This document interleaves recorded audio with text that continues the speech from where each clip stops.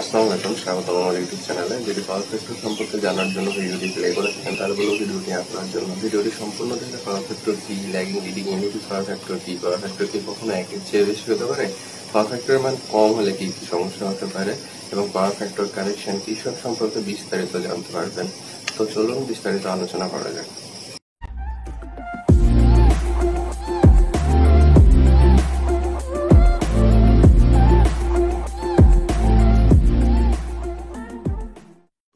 Power factor নিয়ে আলোচনা করার আগে আমাদের লোডগুলো নিয়ে আলোচনা করতে হবে যে আমাদের এসি সাপ্লাইয়ে কি কি ধরনের লোড থাকে। তো আমাদের এসি সাপ্লাইয়ে সাধারণত 3 ধরনের লোড থাকে। একটা হচ্ছে রেজিস্টিভ লোড, একটা ইন্ডাকটিভ লোড, আর একটা হচ্ছে ক্যাপাসিটিভ লোড। রেজিস্টিভ লোডগুলো হচ্ছে যেগুলো হচ্ছে লাইট, যেমন হচ্ছে হিটার, যা ইলেকট্রিক চুলা।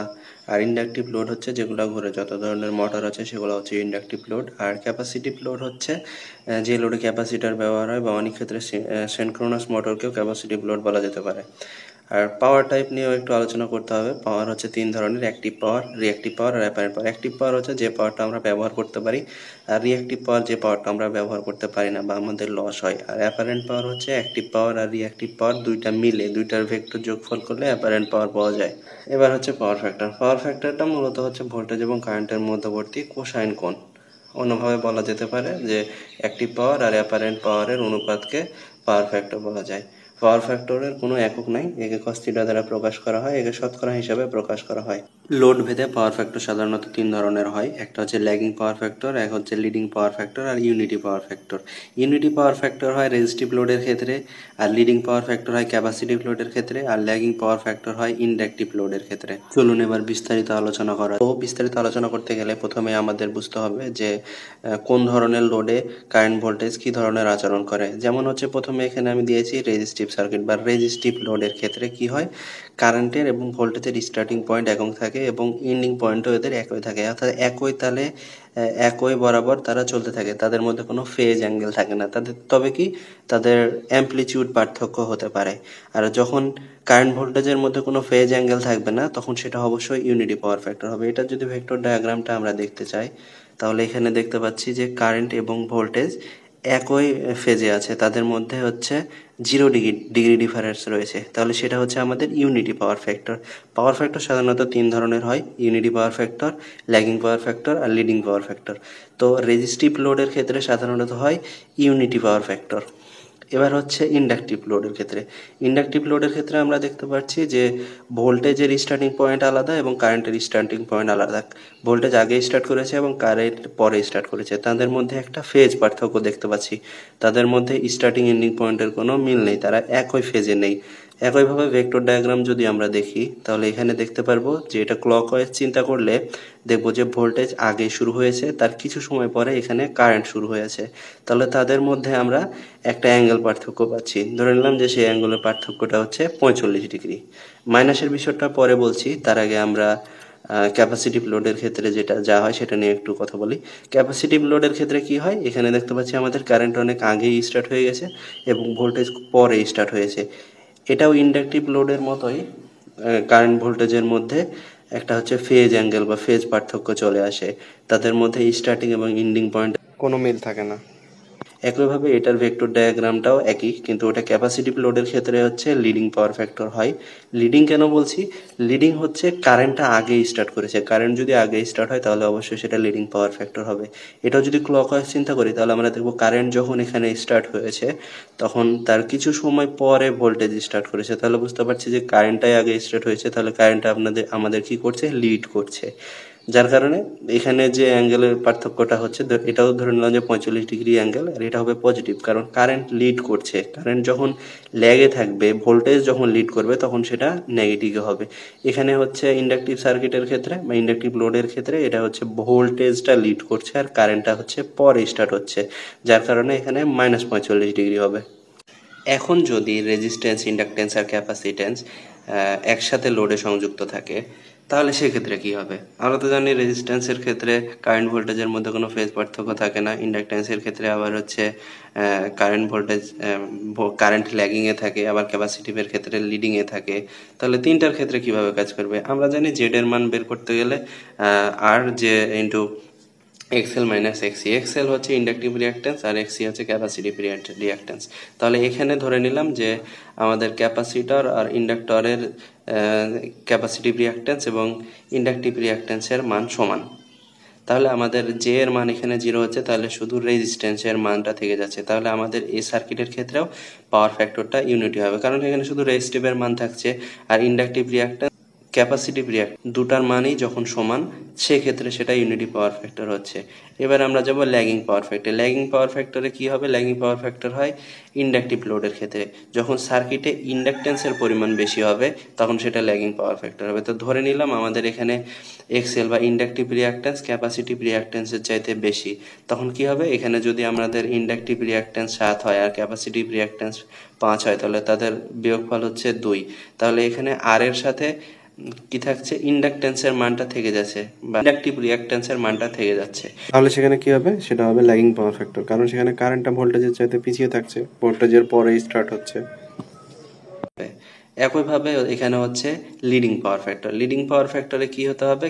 ক্যাপাসিটিভ রিঅ্যাকট্যান্সের মান এখানে বেশি হতে হবে। তাহলে এখানে যদি ইন্ডাকটিভ রিঅ্যাকট্যান্স ক্যাপাসিটিভ রিঅ্যাকট্যান্সের চাইতে কম হয়, তাহলে একইভাবে ক্যালকুলেশন করার পরে যখন এখানে ক্যাপাসিটরের মানটা থেকে যাবে বা ক্যাপাসিটিভ রিঅ্যাকট্যান্সের মানটা থেকে যাবে, তখন সেটা হবে লিডিং পাওয়ার ফ্যাক্টর, অর্থাৎ কারেন্ট সব ভোল্টেজকে লিড করবে।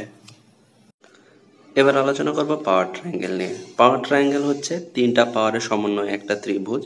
আমি প্রথমেই বলেছি যে তিনটা পাওয়ার থাকে, যেটা একটা হচ্ছে রিয়াল পাওয়ার, একটা হচ্ছে রিঅ্যাক্টিভ পাওয়ার, একটা অ্যাপারেন্ট পাওয়ার। তো রিয়াল পাওয়ার হচ্ছে আমরা যে পাওয়ারটা ব্যবহার করতে পারি, আর রিঅ্যাক্টিভ পাওয়ার মানে যে পাওয়ারটা আমাদের লস হয়, যেটা আমরা ব্যবহার করতে পারি না। আর এই রিয়াল আর রিঅ্যাক্টিভ এই দুইটার ভেক্টর যোগফল করে যে পাওয়ারটা পাওয়া যায় সেটা হচ্ছে আমাদের অ্যাপারেন্ট পাওয়ার। তো আমি এখানে যদি বেয়ারের গ্লাসটা নিয়ে একটু ভাবি, বোঝাতে চাই, তাহলে এখানে আমরা দেখতে পাচ্ছি এখান থেকে এটুকু পর্যন্ত এটা বেয়ার আর উপরের এইটুকু ফর্ম বা ফেনা। তাহলে আমরা যে অরিজিনাল বিয়ারটুকু খেতে পারবো বা যে বিয়ারটি এখানে আছে সেটা হচ্ছে এইখান থেকে এতটুকু, ফর্মগুলা বাদ। তাহলে এই ফর্ম আর এই বিয়ারের যোগফল মিলেই হচ্ছে আমাদের অ্যাপারেন্ট পাওয়ার। তো আমাদের অ্যাপারেন্ট পাওয়ারের মানটা হচ্ছে দুইটা যোগফল, আর এখানে হচ্ছে আমাদের রিঅ্যাক্টিভ পাওয়ার। এই রিঅ্যাক্টিভ পাওয়ারের মানটা যত কম হবে তত আমাদের সাশ্রয়ী হবে। কলকারখানা ইন্ডাস্ট্রিতে যত লোডগুলো ব্যবহার করা হয় সেগুলো সবগুলা ইন্ডাকটিভ লোড বেশি, যার কারণে পাওয়ার ফ্যাক্টর সেখানে ল্যাডিং হয়ে যায়, আমাদের রিয়াল পাওয়ার অনেক কমে যায়, আমাদের রিঅ্যাক্টিভ পাওয়ারটাই বেশি বেড়ে যায়, আমাদের লস হয়। তখন সেখানে কি হয়? পাওয়ার ফ্যাক্টর কারেকশন করা হয়। পাওয়ার ফ্যাক্টর কারেকশন মানে হচ্ছে এক্সট্রা করে পাওয়ার ফ্যাক্টরটাকে বাড়ানোর জন্য ক্যাপাসিটর ব্যাংক ব্যবহার করা হয় অথবা সিনক্রোনাস মোটরও ব্যবহার করা হয়।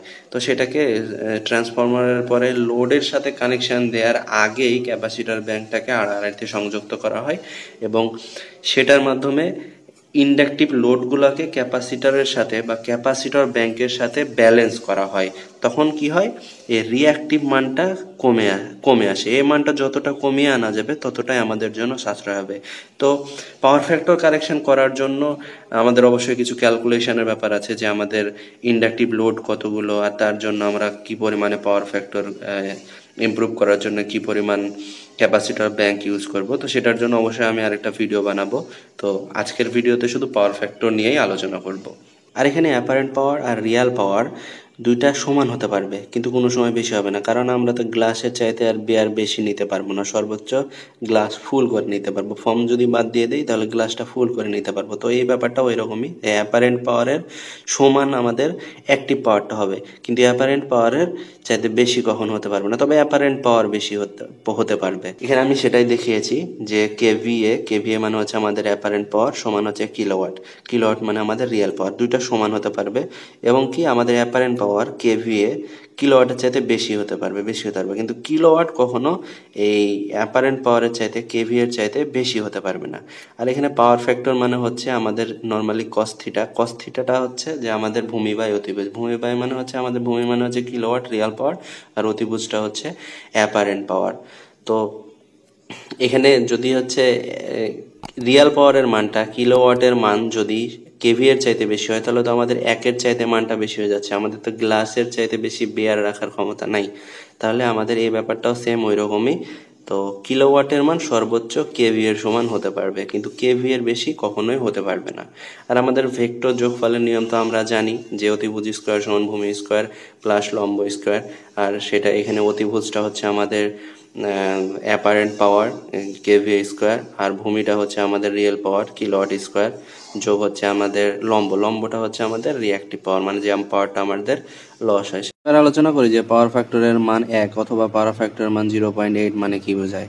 অর্থাৎ পাওয়ার ফ্যাক্টরের মান 1-এর মধ্যে যেটাই থাকুক সেটার মানে কি বোঝায়। তো পাওয়ার ফ্যাক্টরের মানে 1 মানে বোঝায় যে আমরা যদি 100 কেভিএ সাপ্লাই দিই, মানে 100 কেভিএ সাপ্লাই দিলে আমরা 100 কিলোওয়াট একটি পাওয়ার পাবো, মানে সেখান থেকে 100 কিলোওয়াট পাওয়ার ব্যবহার করতে হবে। তো সেটা বের করার নিয়ম হচ্ছে আমাদের কেভি এর সাথে পাওয়ার ফ্যাক্টরের মান দিয়ে গুণ দিতে হবে।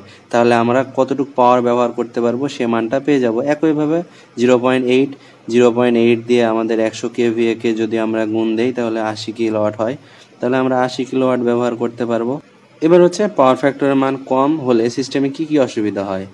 পাওয়ার ফ্যাক্টরের মান যদি কম হয় তাহলে সিস্টেমের লাইন লস বৃদ্ধি পায়, তারের কেবলের আয়তন অনেক বেশি প্রয়োজন পড়ে হয়, কারণ অনেক বেশি পাওয়ার ট্রাভেলস করা লাগে, যার কারণে তারের সাইজের পরিমাণও বেশি প্রয়োজন হয়।